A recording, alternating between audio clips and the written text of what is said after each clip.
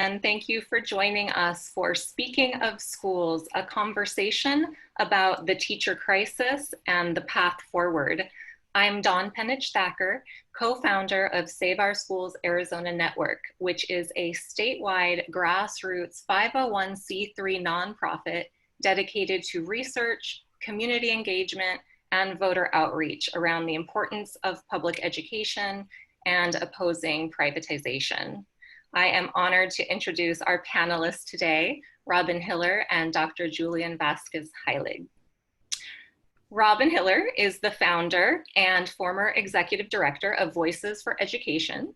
She founded Voices in 1998 as a way to organize parents to be advocates for public education. Originally started to fight for smaller class sizes, Voices for Education mission expanded to strengthen and improve public education, fighting the privatization of public schools through vouchers and for-profit charters, and to advocate for strong, fully funded neighborhood schools with curriculum that is engaging, relevant, and rigorous. She is the first executive director of Network for Public Education, a national advocacy group headed by Diane Ravitch. Robin, thank you so much for joining us. Thank you for having me. Dr. Julian Vasquez Heilig is the University of Kentucky College of Education Dean and an award-winning leader, teacher, researcher, and a dynamic voice for equity in education in the US and around the world. Dr. Vasquez Heilig received his PhD in Educational Administration and Policy Analysis from Stanford University. He is a prolific scholar who has published and authored or co-authored more than 50 journals and reviews on topics such as racial equity and teacher preparation, among many other relevant topics. He has been honored with a Ford Foundation Fellowship, the American Educational Research Journal Outstanding Reviewer Award, named as Diversity in Education Magazine Multicultural Champion, and served as the education chair for the California-Hawaii State Conference of the NAACP. And we are incredibly honored that you're joining us from Kentucky this morning. Thank you. So glad to join you. I'm not actually in Kentucky. Oh. I'm in my home state of Michigan right now, but just so glad to be a part of this conversation. Okay, well, great. I'm glad you get to be home in these summer months. Thank you again, both of you, for joining us. And just to remind those watching, you can put your comments in the comment thread as we chat and your questions, and we will intersperse them and get to as many of them as possible before our hour together is up. So, Dr. Vasquez Heilig, I think I wanted to start on a positive note because I think we have also a lot of, tough things that we want to tackle in this hour together. You have said that it's actually a great time to be a teacher, and that has really resonated with me because I have to tell you, Arizona was one of the states that had kind of the big Red for Ed teacher strikes and all of that. And since then, I have, in my own college classes, more students majoring in education than I have had in the 15 years I've been teaching. I think it awoke something. Yeah. Can you talk about that a bit? Yeah. So I think that the attacks on teachers started maybe mid-2000s or so. You had the Michelle Rees of the world on the front of magazines talking about how they were going to get tough on educators, the bad teachers. And I think that locus of the challenges was on educators. But I think over the last 10 years or so, people realize that teachers are our first responders to our nation's ills, our nation's challenges, our nation's social problems. And that there are things that we need to do to address the challenges that the students have in their lives, and that the onus shouldn't be primarily on educators, that there are things that are happening to children. In my own state, for example, 60% of students here are free and reduced lunch students, more than half. Arizona has similar circumstances. I recently went to Tucson and spoke at the Urban League's annual luncheon. And when I was there, this is pre-COVID, maybe February or so, when I was there, I had a chance to really dig into that data. But I think what's happening is, and our numbers are up 15%, but they had been down the last couple of years. And I think part of that is sort of the politicization that I was just talking about. But what's happening now, I believe, is when you talk to Generation Z, Generation Y, they're a generation that really wants to make a difference, that really wants to have an impact on their world. And I think teaching, of course, is one of the most honorable professions there is. And so it's up to us to really make the case to this new generation of educators how important it is that they consider teaching as a lifelong pursuit, a profession, not just a temporary stopover on their way to another profession, but this is a lifetime pursuit. And I think that right now, the current circumstances, teachers have been, even in the midst of COVID, as first responders, teachers have been elevated. If you've been watching the news the last week or so, MSNBC, Donald Trump, everybody's been talking about educators. They had actually been absent from the COVID conversation for months. But just in this last week, now that we're talking about school reopening, educators are front and center in that conversation. So I think that is just reemphasizing how important teachers are right now in our country. Yeah, Robin, did you want to add anything to that? I know you work with a lot of young folks and around the teaching recruitment area as well. I think, and I don't know if this is true in Kentucky, but it certainly is in Arizona, we have a hard time retaining teachers. We're #1 in teachers who leave the profession. And I think that this is for a variety of reasons. #1 is salary, and we need to pay teachers on a professional level. But the other is that teachers don't have autonomy anymore.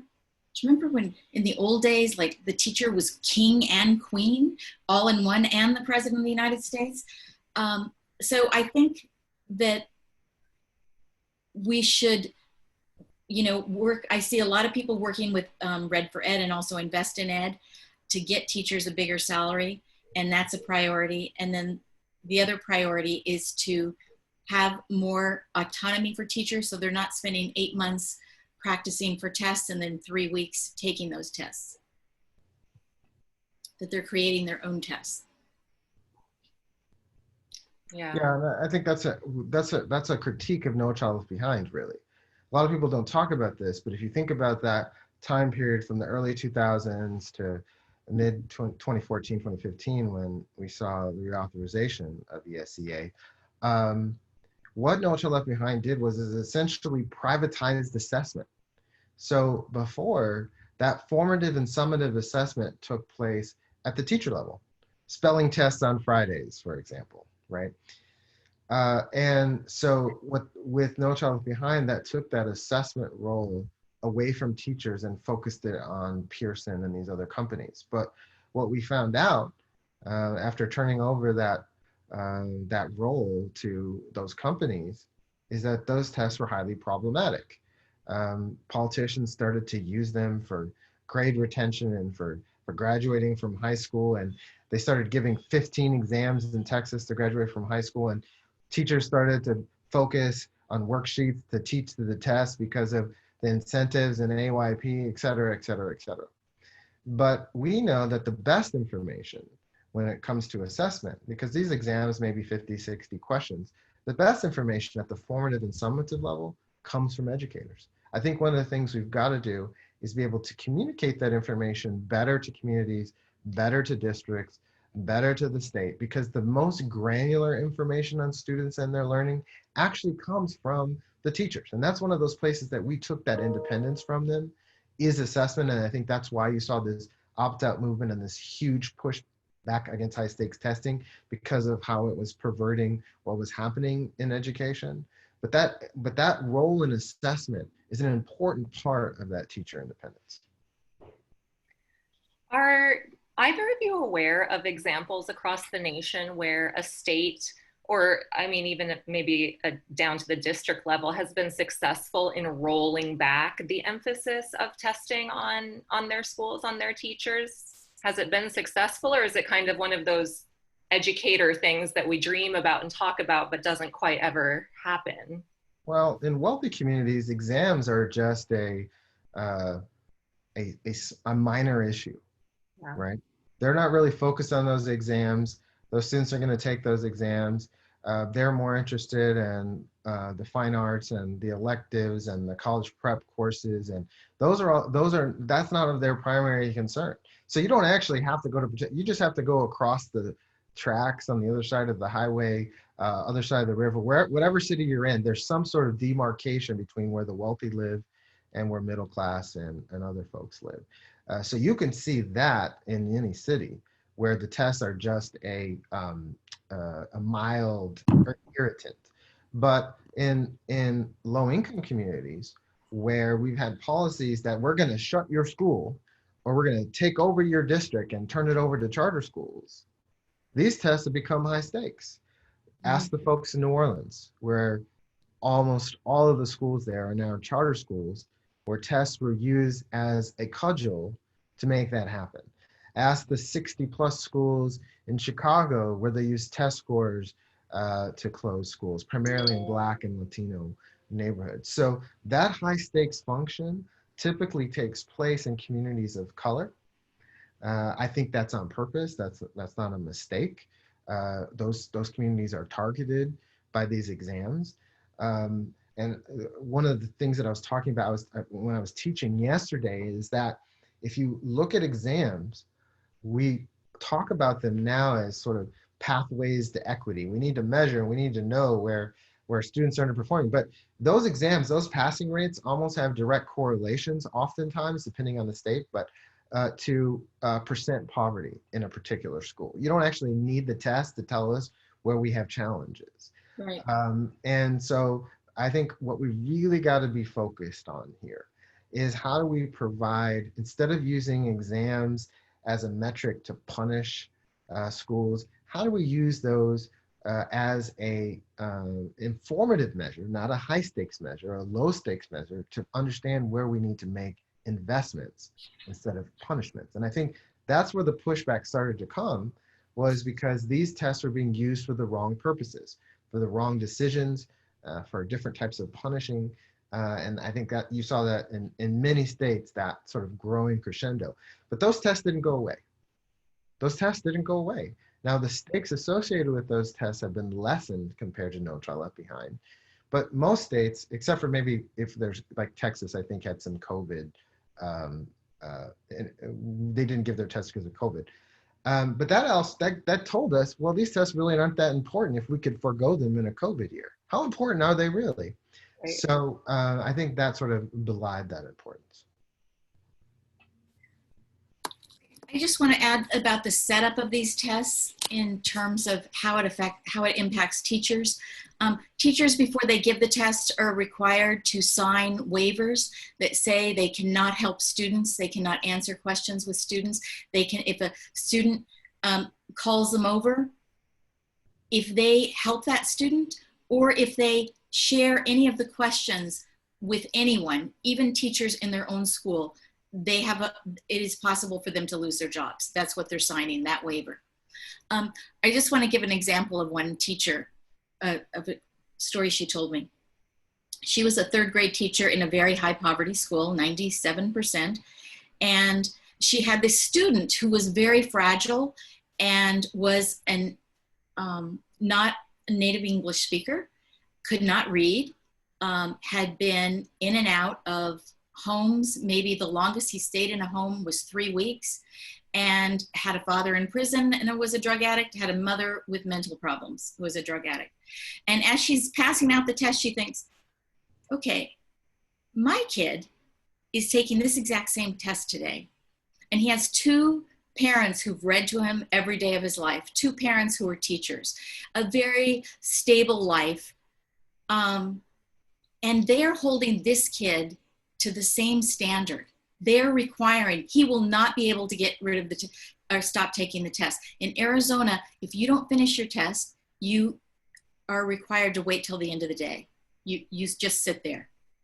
And so what Julian said is right. This is a way we have to supposedly see how schools are doing, but also kind of to shame schools. I mean, when they put those schools in the newspaper and they list their rankings, those teachers feel awful, those kids feel awful. And they used to put up A+ schools, but maybe you know this, Dawn, are they now there was talk last year, Ducey talked about putting the F up on the failing schools. Did that happen?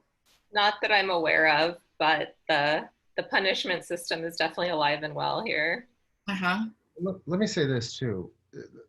You know, the testing originated back during the World Wars in terms of deciding who was smart enough to take on leadership roles, who would be grunts, as a sorting mechanism. And so that's what we have to actually understand tests to be. Tests are used to sort. They're not about equity and identifying gaps necessarily. They're used to sort. They're used to sort failing schools from high-performing schools. But we know the bias that goes into those tests. But then it goes back even farther than that. It goes back to what the Greeks called the noble lie. The noble lie was that society needed to be sorted into gold, silver, and bronze. And that's what exams do. They function to sort children into bins. Access to higher education, access to magnet schools, access to gifted and talented programs. That's what tests do, is they sort. And so when you saw all of these students failing to graduate when they had to pass these exit exams in these different states, what that was doing was it was sorting certain children, certain students, into a lifetime of low-wage jobs because they didn't receive a high school degree. Now, some people see that as a failure of the exam and a failure of the system, but that's exactly what the tests were designed to do. The tests were designed to sort people into gold, silver, and bronze. Now, if you're wealthy, it doesn't matter if you get a low test score because you'll still get into Harvard because your daddy will give them $1 million, right? So you can have so there are ways around that system in our country, but that's what tests are for. Tests do not foment equity. They don't close gaps. You can put 60 speedometers on a car. They'll all tell you it's going the same speed. What tests do is they sort society, and they primarily sort historically marginalized students. And that's on purpose. It's by design.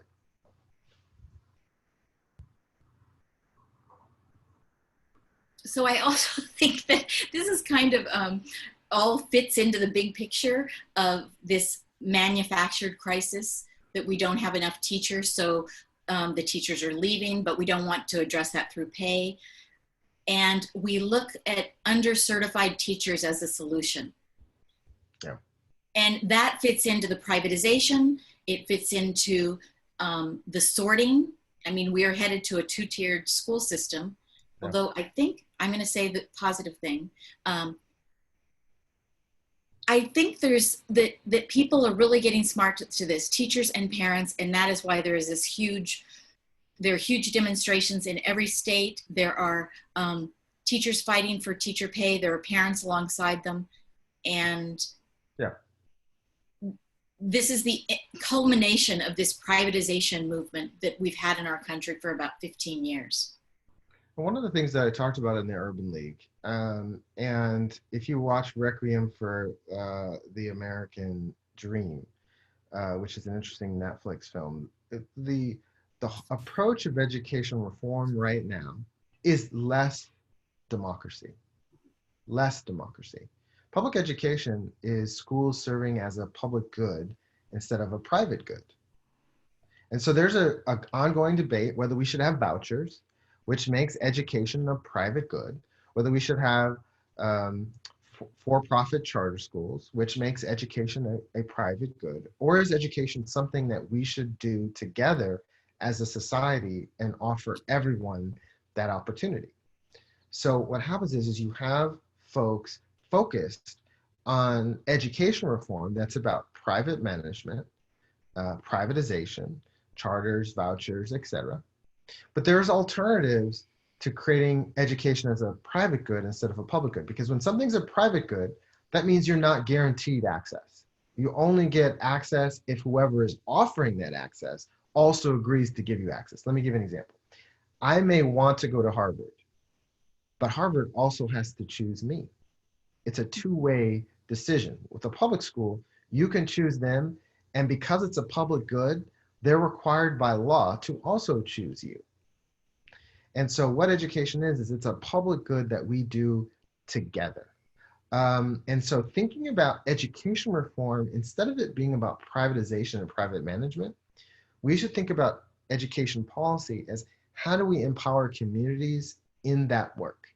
So Teacher America is an external organization that provides a constant turnover of teachers who stay about 2 years. It's a private organization that signs agreements with different districts, et cetera. But what we can think about instead as a community-based approach is how do universities work directly with school districts? You're back. How do universities work directly with school districts to do teacher pipelines and ensure that districts have those collaborative agreements for new teachers? Instead of high stakes testing, how do we do formative and summative work at the local level and make it more readily available to stakeholders? Instead of No Child Left Behind accountability focused on tests, how do we do community-based accountability where communities do the strategic planning, set the goals, do it multiple measure, and hold themselves accountable? So for all the ideas out there, and Arizona has lots of privatization initiatives.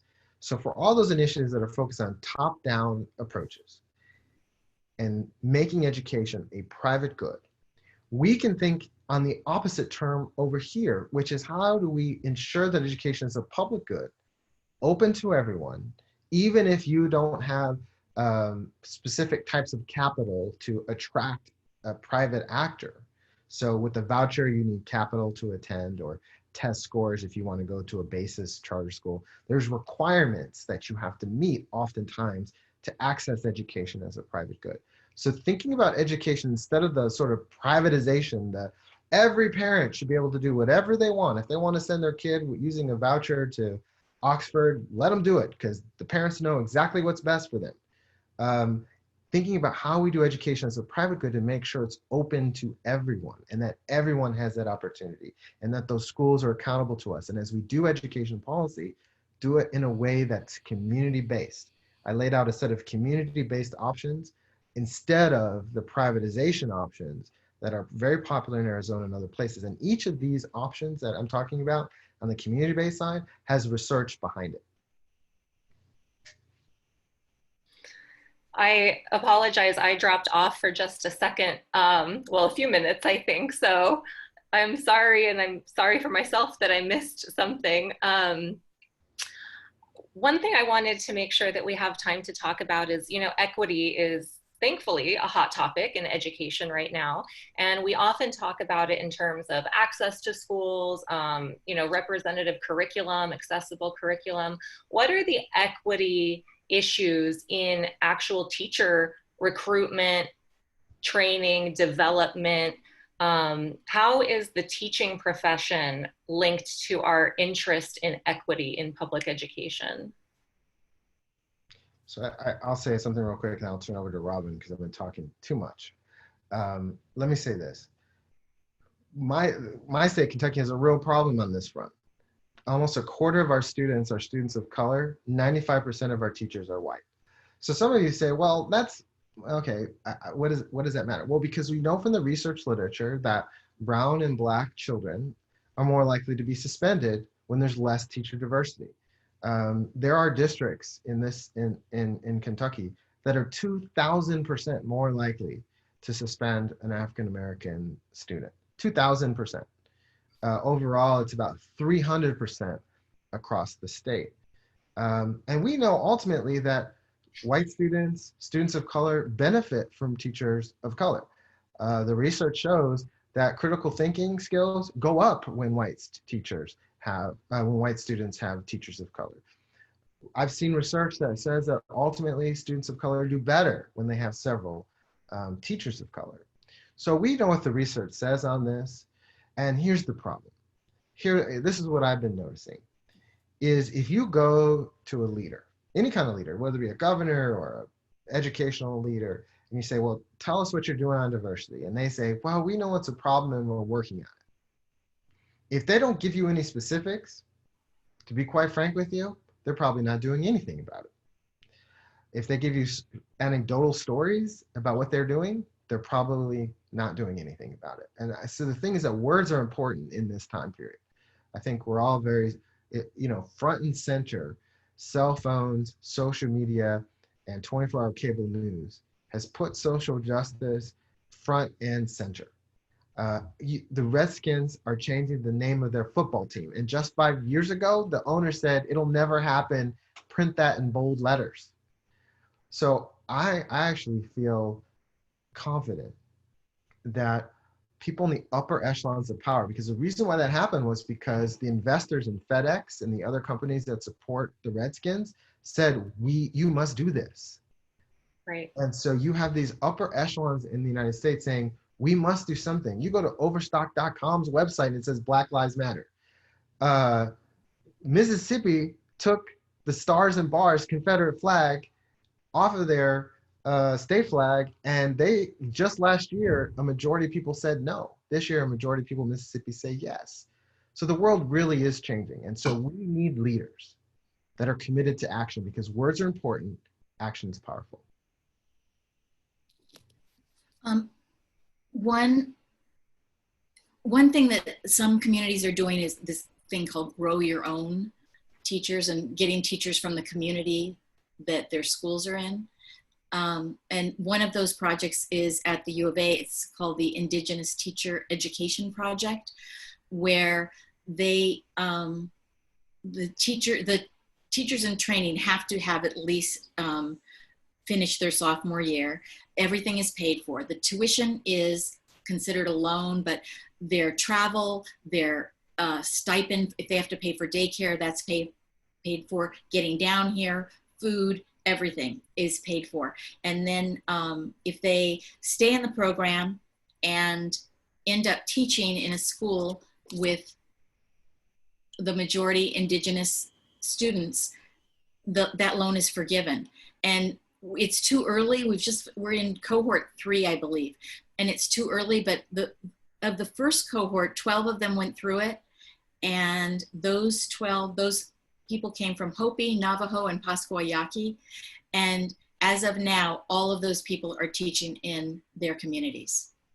Wow. And so, and are those, Robin, are those education majors, or are they majoring in other things and trying out some teacher training? No, they have to come through the education department, or not just ours, but anyone. And they also have to be from Arizona. And so they are not getting like a under certification. Oh, one of the other things, and you should go to their website to see this, is they want to indigenize curriculum. And so the teachers are developing curriculum, and it's on, some of them are on the website, and they are so cool and so wonderful. If you get a chance, check it out. College of Ed, ITEP. That's awesome.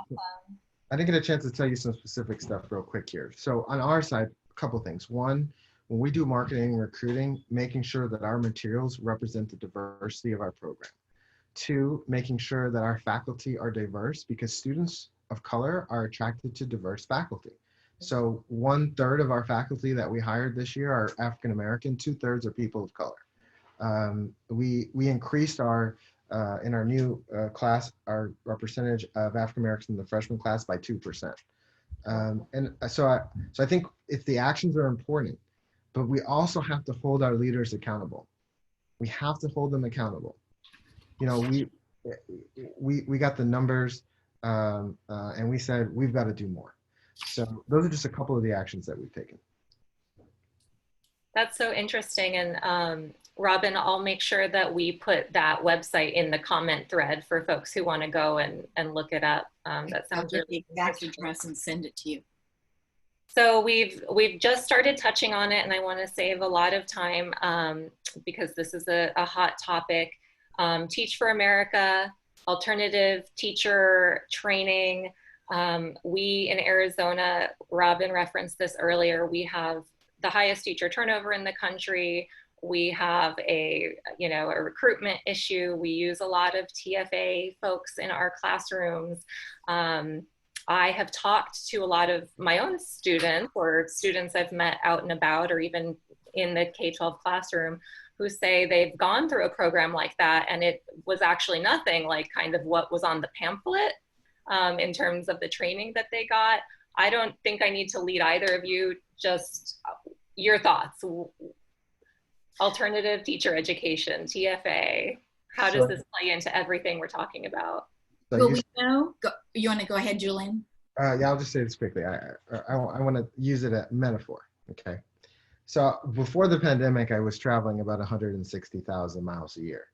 The last 4 months I've been home, doing speeches and research and everything.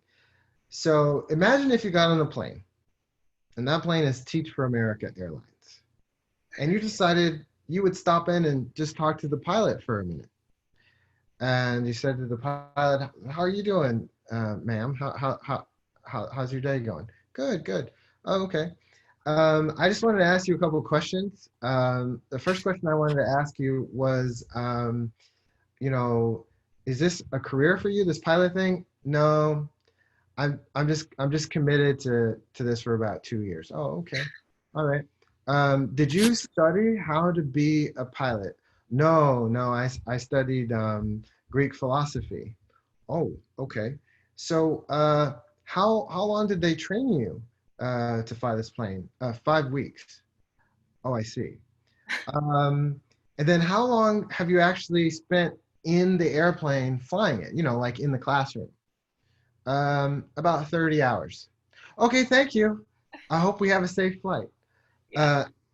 I think most people would say, not a good idea. You literally, in most states, have to have more experience cutting hair to become a barber or to become a cosmetologist, and more background than what Teach for America is offering. Now, I believe that Teach for America alums, they come in 2 varieties, okay? Because you're gonna meet a lot of Teach for America folks.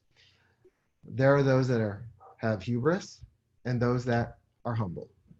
So there are some Teach for America teachers that are going to tell you that they were awesome teachers from day one. Like they were just naturally talented, and the 2 years that they spent in the classrooms went perfectly. Now you're going to talk to a couple of other folks, other that are more humble about it and say, you know what, I wasn't prepared to teach special ed. I didn't know how to write an IEP. The parents didn't know that I had never taught special ed. And they sent me to a charter school. And the reason why they sent me to a charter school is because the Walton Family Foundation gives a headhunting bonus for every Teach for America teacher that goes to a charter school rather than a neighborhood public school. Yes, true story. You can Google that. So what we've done is we've spent a lot of time doing a podcast called Truth for America. It's on iTunes, Truth for America. We interview alums, kind of like this podcast. We interview alums and other principals and other people in there. So I would go to that podcast. We have about 19 episodes. We tell stories about like charter schools requiring Teach for America alums to actually build the school, actually build it. They got to the charter school, wasn't built, so okay, here's a hammer and a shovel, help us build the school. To parents that were Teach for America teachers that don't want their teacher to be Teach for America teachers. So I recommend you check out that podcast. There's extensive research on Teach for America out there that they have not paid for. And you'll get a different perspective from the research that they've paid for versus research that happens independently. One of the things that's interesting, I've also interviewed, thanks to Julian, a number of TFA graduates. Even if they're out of TFA, they will not give you their name. I asked a friend of mine whose daughter was in TFA and she was complaining about it. I said, can I tape you? Can I interview you? But it was going to be for a vlog, a video. And she totally turned away. She said, you can do it, but you have to photograph my back, not my face. This woman is an actress. She is the biggest ham in the world. She will get on stage for anything. And I said, well, why can't you show your face? And she said, because I don't want them retaliating against my daughter. Her daughter at that point had been out of TFA for about 18 months. And that is a story that is on a lot of the podcasts, that the interviews with people Julian talked to. A lot of TFA do not have good problems, do not have good experiences in TFA, and they do not feel they can talk about it and use their name. And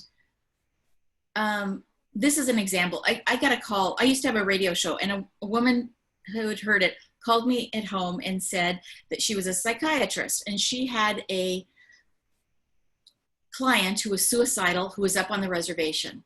And she was a Teach for America teacher. She had gone up there. They'd gone up there with 2 teachers. The other teacher left after the first month. And this teacher was losing it. She was teaching both classes. She had never taught before. Her TFA teacher had been gone for the last week because of maternity leave. So she'd only had 4 weeks. And so she's teaching both classes at 49. She's really struggling. And she is visited by, she calls TFA and says, I can't do it, I can't do it. So they send out what's called a team to help her. And the team did not give her skills, did not help her feel better about herself, did not do anything like that. They said to her, you will embarrass your parents if you leave. You will bring shame to your family. Your parents will never be proud of you again. And so basically it was a shaming session. Nothing to do with the children, nothing to do with her. And that is what we've seen over and over with this particular program, TFA, which is one of the biggest under certification programs. But back to I want to say what the research is. Students do not do well with teachers who are under-certified. Students do best with certified, well-trained teachers who've been in the classroom a number of years. If your program has a majority of your people leaving within 2 years, you're not doing a good job. If your real job is to recruit teachers to teach in the classrooms, because that is not happening. Yeah. I think the stories about the retaliation are fairly commonplace, and I think the stories about what I call the interventions that they do when folks want to leave are very common. These are not isolated examples. I think we got to focus, focusing on Teach for America as a temporary solution is like that old song, there's a hole in my bucket, dear Liza, dear Liza. The reason why I say that is because the turnover of TFA teachers is significantly higher.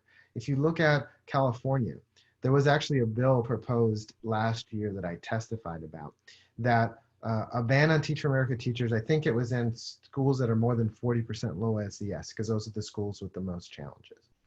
And the Legislative Bureau unearthed some data for the whole state of California. About a quarter of Teach for America teachers stay in the profession. There's a hole in my bucket, dear Liza. And so then you have 50% of traditionally trained teachers, which is not that great. 50% of traditionally trained teachers leaving the classroom. Now, the circumstances are different state by state. In Kentucky, only about 10% of our teachers are novice teachers. We don't have high turnover rates like California does and like Arizona does and like Texas does. But places like Texas and Arizona, what they're doing is, one study I saw in Texas, 70% of new teachers are these alternative pathways. And there's pathways that are even worse than Teach for America. You can see a sign, would you like to teach? And then there's a link online. And then you have 30 hours of training on the internet. And then you can start in your classroom. So there's stuff even worse than Teach for America. But the bottom line is, if you want your teachers to stick around, if you want them to be prepared to work with students and communities on day one, you want to bring in a trained teacher. You do not want to bring in a TFA teacher or an alt-cert teacher that's going to come in and flame out and disappoint the community and disappoint parents. I think there are many likable individuals. This is not about their legacy as people. This is about what's best for children. And we know from the research that if you have highly qualified teachers, students are more likely to do better. Now, Teach America will cite studies. There's one study that they paid for Mathematica that says that they do better there by about 0.05. So that's 5/100ths of the standard deviation. It's around there. That is a number so small, it's basically zero. And things like class size reduction in pre-K are 300, 400% more effective than Teach for America. It's just not the best use of our resources or the public discourse.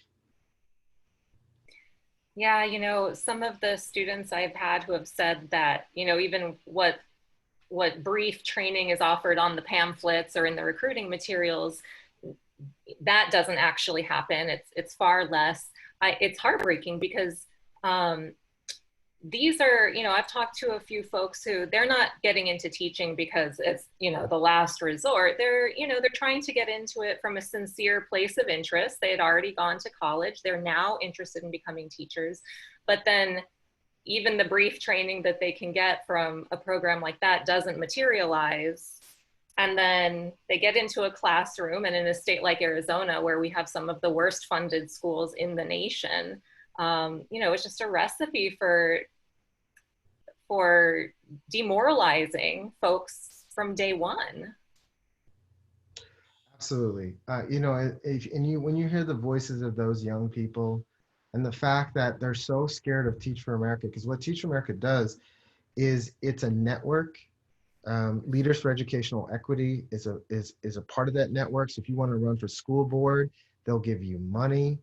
Checks will show up from across the United States if you want to run for school board.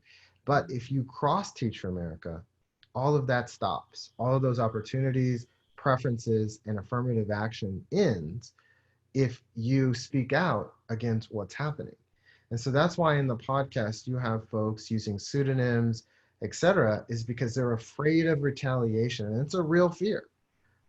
There's many instances, you can just Google on the internet, Teach for America retaliation, for the kinds of ways that they retaliate. And which is really disappointing for an organization that says they're about social justice and has community values, that the people who are members of the organization have to be afraid of the organization. To me, that does not add up.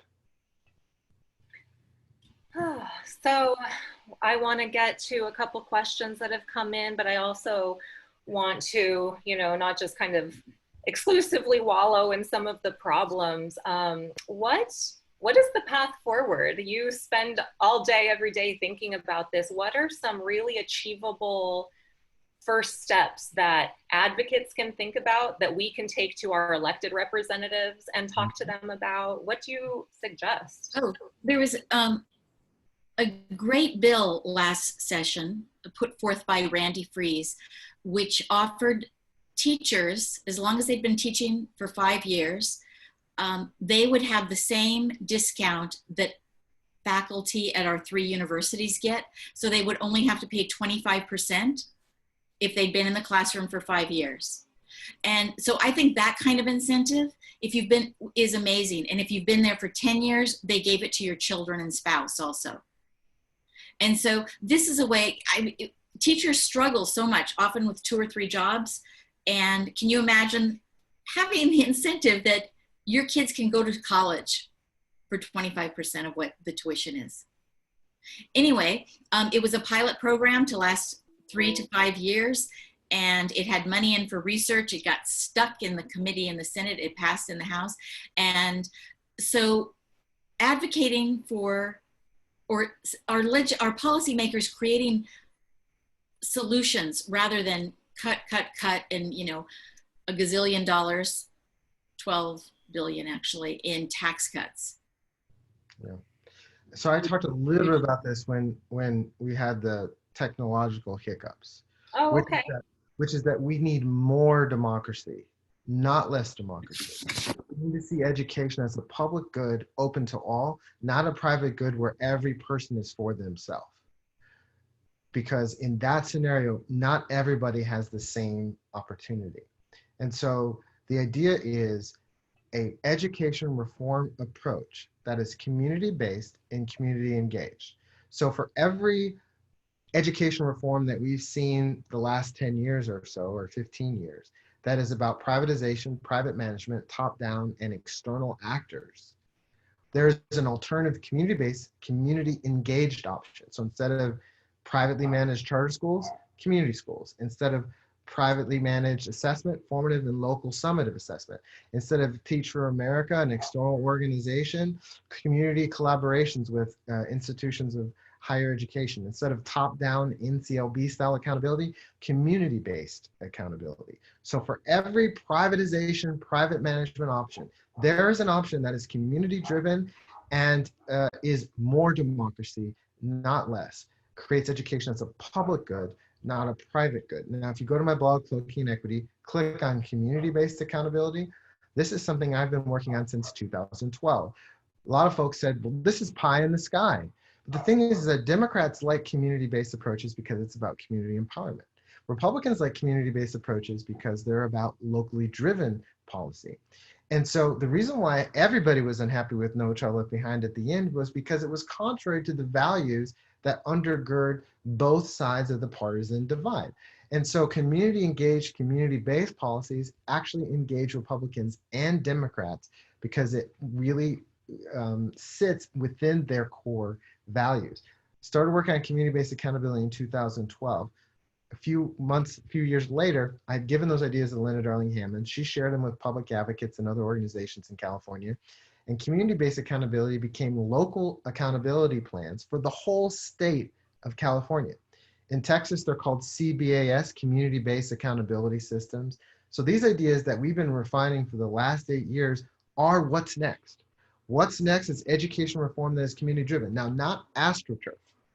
Now, I spoke at the Urban League's National Convention a few years ago, and after I came down from the stage, someone from a foundation that I mentioned in this podcast said to me, Julian, we actually agree on more than we disagree on. And then he reemphasized that. So then I get a call from the New Teacher Project, which is related to Teach for America's. TNTP is what they call it now. And they said, we know you've been doing work on community-based work. We'd like to have a conversation with you about it. And I said, well, typically conversations with the Teach for America networking crowd, they don't always lead to anything, but yes, let's have this conversation. So they came to me and they said, okay, here's these ideas that we have. How do we talk communities into doing it? And I said, I think you misunderstand what community-based, community-engaged work. It's not like I have these ideas, how do we talk everybody into them? It's how do we build consensus? How do we co-create new policy? How do we do that in a community-based way? That's not like, I'm the smartest guy in the room, here's the idea, I wanted to talk. That's the old autocratic way that education, leadership, and education reform has functioned. And so here's my case for you. Ask your legislators for community-based accountability, community-engaged education policy. And we can have more conversations about it, but that's what's next in education. And it appeals to those partisan ideas that undergird Republicans and Democrats, community-based education reform. Awesome. And we have several people asking if you could restate the name of the podcast and of your blog because they are hungry to learn more about this. Well, this is dangerous because now you're going to go down a rabbit hole because what you're hearing here is counter narrative. This is the research that we've been working on as a community for a while. It's not what you're going to hear from Teach for America, or from charter school people, or from the EdChoice Foundation. This is what you're going to hear from civil rights organizations, community activists. So Cloaking Inequity is our community work around charter schools and vouchers and community-based accountability and higher education access, et cetera. The podcast is called Truth for America, TFA, Truth for America. You can listen to it on iTunes, or SoundCloud, just about anywhere podcasts are listened. We have about 19 episodes right now. I need to edit episode 20, but I haven't exactly had time to do that. Being dean and working with a community of 3,000 people is literally a 24-hour job, but plus I want to eat and sleep. So, but we'll have a new episode coming soon too. That's awesome. Thank you so much. One question came in from a viewer. I think this is a reference to maybe an earlier statement that one of you had made. It said, if there are no winners and losers, then how do we hold schools accountable for performance when we have a governmental system that demands accountability? Great. So what community-based accountability does for you is communities sit down and they think of multiple measure dashboards that work for their community. So under No Child Left Behind, what people were focused on was a test score, a dropout rate, and a graduation rate. That's it. So all of our effort went into those things. School suspensions matters to us, out of school suspensions, disparate suspensions. But since it wasn't part of what was being focused on, it wasn't part of the conversation, it wasn't thing that we were typically investing resources in. And so with local accountability in California, you see Long Beach and Oakland and some other cities saying, we're in our plans, we want to cut suspensions in half. And so how do we do that? We want to address those maladaptive behaviors up front. We can do that through restorative justice. So in our accountability plans, we're going to set metrics that we're going to be held accountable to, hold ourselves accountable to them. The state will know what those things are, hold us accountable to them, and then we will redirect resources to that multiple. You could think of it as a multi. So the thing is that community-based accountability is not a new idea. The parts is a new idea, but the parts of it are not. Multiple measure assessments, using multiple ways of understanding. Having in your car, you don't just have a speedometer. You have many different metrics that are measuring what's happening with that car. It's not just the speedometer. You have oil gauges and temperatures. And so that's what we're talking about here. We're talking about a dashboard of measurements. And measurements that, because some communities might be really focused on, okay, we have a lot of students that are going into career and tech programs. Are they receiving certificates? Are they receiving jobs? That might not matter so much to other communities. Other communities might say, how many of our students are going to U of A or Arizona State? What are they majoring in? Are they successful? So with this dashboard, it allows communities, and there could be some common things. Tests can still be in this metric, but now they're weighted against all the things that we really care about. Testing companies, for example, will tell you college readiness is this number on a test score. But how about we actually look at how our kids go to college, their experiences in colleges with the data that we have to tell us about college readiness instead of trusting a test score to tell us that. So what we're doing here is we're just like with a car. You have a dashboard of measurements that is community driven in terms of how that dashboard is designed. And of course, the state can lay out a set of principles for that dashboard. But within those principles, communities get to design those dashboards, hold themselves accountable, and the state also holds them accountable to those dashboards. Absolutely, the whole student, the whole experience approach. We only have a few minutes left, and I feel like we would be remiss not to talk about the very real reality of today. Maybe just a kind of the foremost thoughts on both of your minds about this. School reopenings, what is the most equitable? We have a terrible digital divide in Arizona and across the country. Here in Arizona, our governor picked a date of August 17th and is, as of now, still holding to an in-person 5-day-a-week mandate. We know what's coming out of the White House. What are kind of your closing thoughts? What's the right thing to do? It should be up to the teachers and the districts. It needs to be by the people who are closest to the students, not up in Phoenix. And even though we're being threatened by the federal government to withhold funds, and we would love more funds in Arizona, we can't risk it. It's dangerous for teachers and it's dangerous for students. And the digital divide we need to work on, because we do have students who have nothing, who have no access to computers, no access to internet. And how do we solve that problem? I'm asking you, John. What Robin said. No, I'm complete concurrence with her. You have LA Unified now coming out and saying that they're going to be online. You have Jefferson County Public Schools, which is in Louisville out here in Kentucky, now saying today they're going to be online. I understand the Secretary of Education has gotten on TV and said that she wants schools to open. But then on the same side, she said, well, it should be locally determined. You should watch her interview with Dana Bash. So just Google Betsy.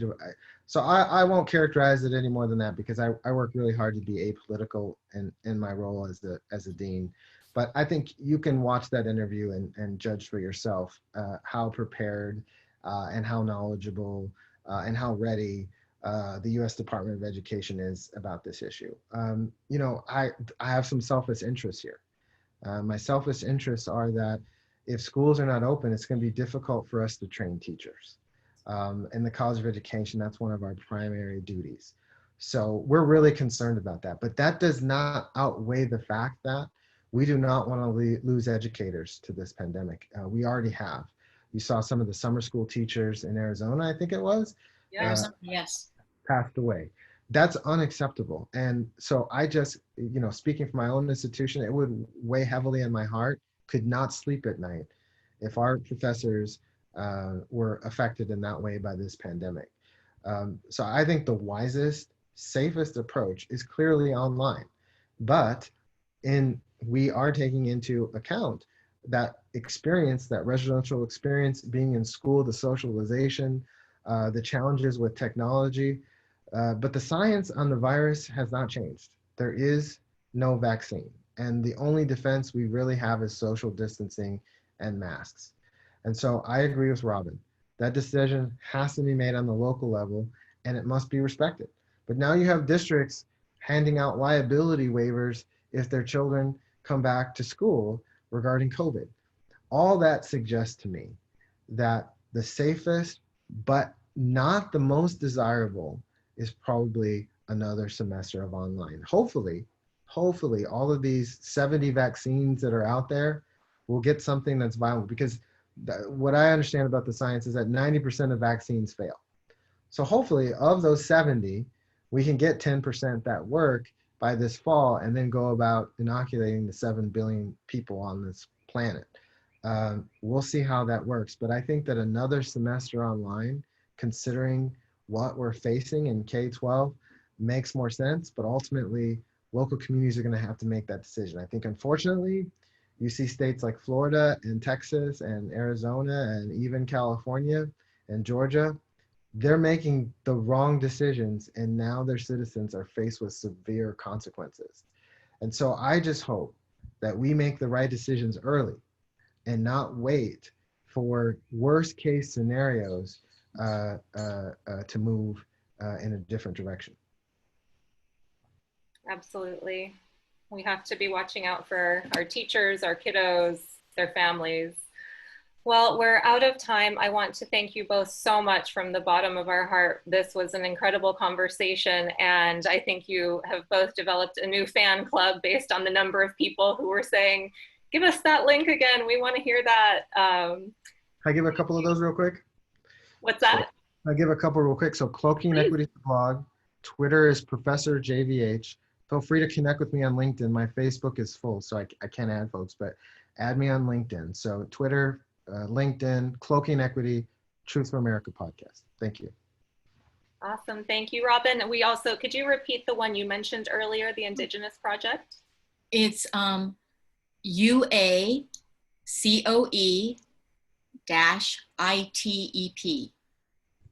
Great. Thank you. We'll make sure and share that out. Education project. Great. Oh, here's how we can pay for it. Here's how we can narrow the digital divide. Look at the $12 billion we have in tax credits. That is almost equal to our state budget, not just for education, but for everything. And the legislators should be looking at those. I mean, I can think of a few right off the top of my head. Out-of-state people who park their planes here don't have to pay taxes, but if you're local, you do. We should look through them and start getting ones that do not benefit us at all in Arizona. And we should start using that extra money to benefit the kids by buying laptops, notebooks, whatever it takes. Sounds like a winning idea to me. And it solves two problems at once. That's right. Let us know how we can be helpful. It's a sacred responsibility of academics to engage research in these discussions and make that readily available in the public discourse. So please let us know how the University of Kentucky can be helpful. Thank you so much. This has been amazing, and we're so grateful. Thank you, everyone, for joining us. Thank you. Bye. Bye-bye. Bye-bye.